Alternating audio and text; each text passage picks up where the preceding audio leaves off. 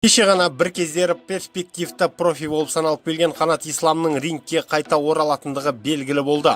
Оқиға ақпанның 20-шы жұлдызында өтеді. Ал бұл сынның басты қызығы оның түпкі мақсатында. Өйткені әлі күнге дейін Исламның кәсіпқой бокста нені көксейтіндігі сол күйі белгісіз болып келеді.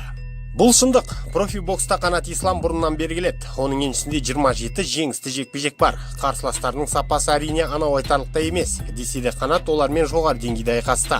Енді біз әлі күнге дейін құпия болып келген Қанаттың түпкі мақсаты не деген сұрақпен әуре болып жүрген жайымыз бар.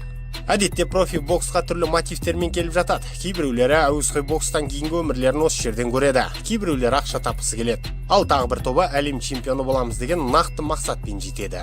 Енді осы бір сәтте үздік болу туралы айтып алып, еш нәрсе жасамау еш миға сыймайтын қадам. Тек демалыстарда әлемнің түкпір-түкпірінің күмәнді боксшыларын жинап алып, оларды төпелеу арқылы мықты болмайтындығын баршаға аян. Бұл сында Қанат Исламға рейтингтерден жоғары орындар ашты, бірақ ол мұны сол күйі пайдаланылған жоқ. Бірде-бір рет. Сонда үздіктер қатарында қорытындысында бәрін босқа бере салу үшін көтерілесің бе? Бұл қазақ боксшысында өзін танытудың адам сенгісіз мүмкіндіктері болды. Элиталы клубқа кіріп, ендігі есімін тарихта қалдырып қоюға болар еді. 2017 жылғы тарих естеріңізде ме? Ол кезде Қанатқа міндетті үміткер болу үшін кездесу ұсынылған болатын.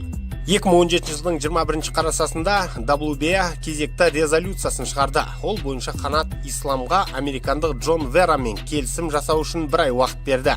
Осының жеңімпазы супер чемпион Эрисланди Ларамен жолығатын болған. Келіссөздер басталды, талқыланды, бірақ бәрі Исламның бұл жекпе-жектен бас тартуымен аяқталды. Бұл оның мансабындағы ең бір түрлі шешім болды. Ол кезде Қанат бірінші орта салмақта бокстасатын.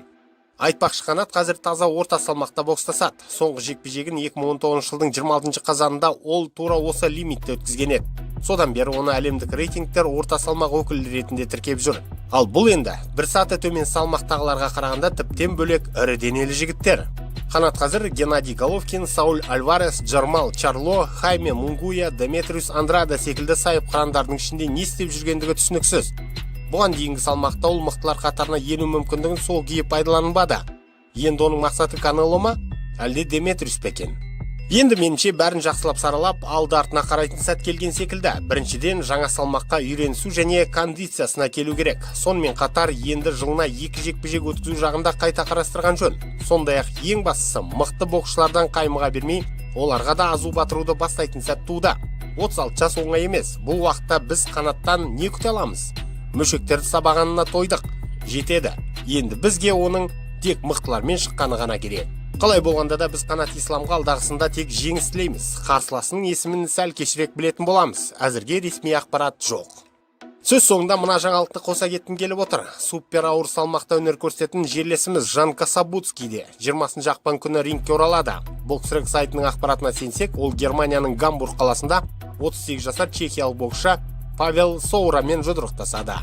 12 раундтан тұратын сында WBA International белбеуі сарапқа салынатын болады. 2020 жылы Касабутский 2 рет бокстасып екеуінде де жеңіске жетті. Осы жетістіктерінен кейін 38 жасар қазақстандықты WBC өзінің рейтингіне қосқан болатын.